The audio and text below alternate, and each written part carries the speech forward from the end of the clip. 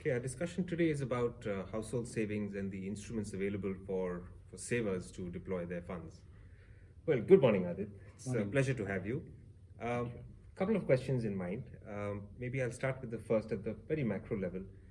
Can you give a view on how you have seen household savings in India evolve in the last few years in terms of where they get deployed? See, historically, the bulk of household savings in India have been deployed in fixed assets, so largely real estate and gold.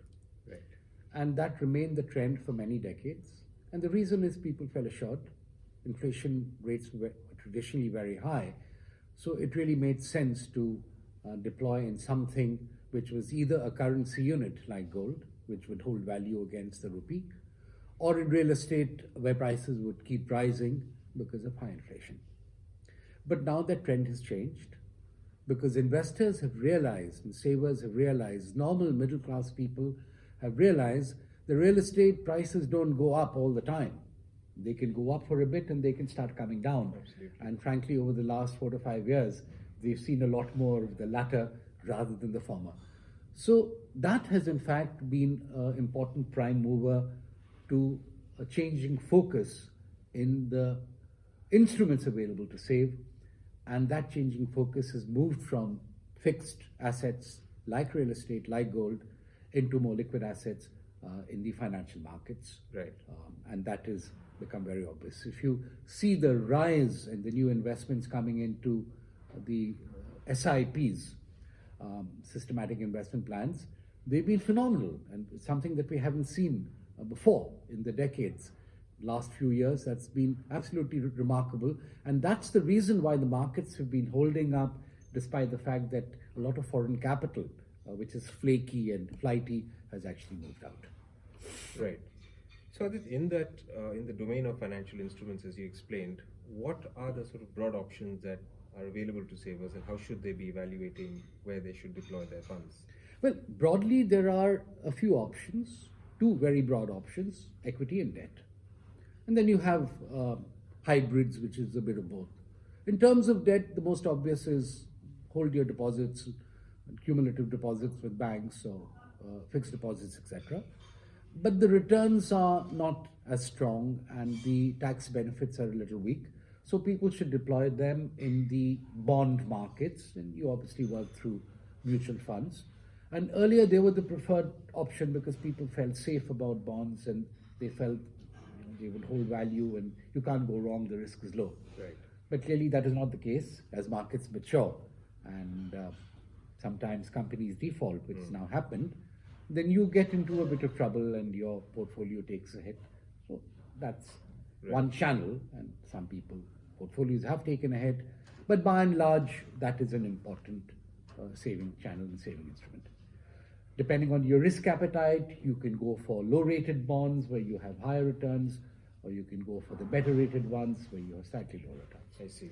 The other instrument clearly is the equity markets, and there are two ways of doing it. Either you can play on the markets yourself, which is normally disastrous because you don't have the time or the expertise to do that, unless of course you're doing it full time and have gained expertise. For normal people like us, middle class people, professional people, the way to do it would be to put your money into mutual funds. And a mutual fund manager generally does a good job for you. There are also certain tax advantages if you were to hold your money over a period of time. And by and large, the equity markets over the last decade would have beaten the debt markets in terms of returns. So that is a good way to go about it. I see. But even within equity, there is you're always trying to maximize your returns. You're always trying to beat the index, and so investors are always looking for who's the best fund manager, which is the best fund house. Can you comment on are these people in the long run able to deliver better value to an investor vis-a-vis, say, an index? And are there other options available that investors should keep an eye out for? Well, to my mind, no fund manager can consistently and forever beat the market. So I think in all fairness, some of them do beat the market, but historically doing that doesn't assure you that they will perform so much better going forward. Right. There is obviously a basis of historical performance, but it is not no guarantee. See, the important thing is what do we see happening in mature economies, and that same trend will come to India. What we see happening in America is a very clear move away from actively managed funds, where the fund manager decides on a portfolio, has information, does research, and is prepared to take the punt on what he believes are winners. Right. And then you have index funds or exchange traded funds. Now, here there is no active management. What the fund manager will do is invest based on the index, whether it's the Bombay Stock Exchange, the National Stock Exchange, and you can have sub-indices, for example, in banking, in consumer goods, etc., where there is no mind applied on stock picking. You just play on the index. Right. So the interesting thing is that in America, in September, the amount of investment that goes into actively managed funds has fallen vis-a-vis the money that has gone into exchange traded or index related funds. So index related funds as of September this year had $4.3 trillion, Right. and the actively managed funds had 4.2. This was very different 2 years ago and 5 years ago, because at that time there was no comparison. Actively managed funds had the greater money. Now, why did that happen?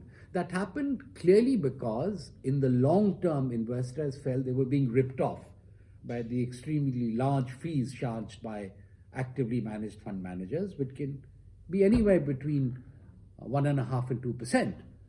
And the fees charged by managers who invest in index-related funds is as low as 0.04%, or in fact even lower. I see. So that is the way the trend is moving in America, and therefore there is some reason to believe that something similar might end up happening here. I see. That's very helpful, Adit. Thank you. Thank you.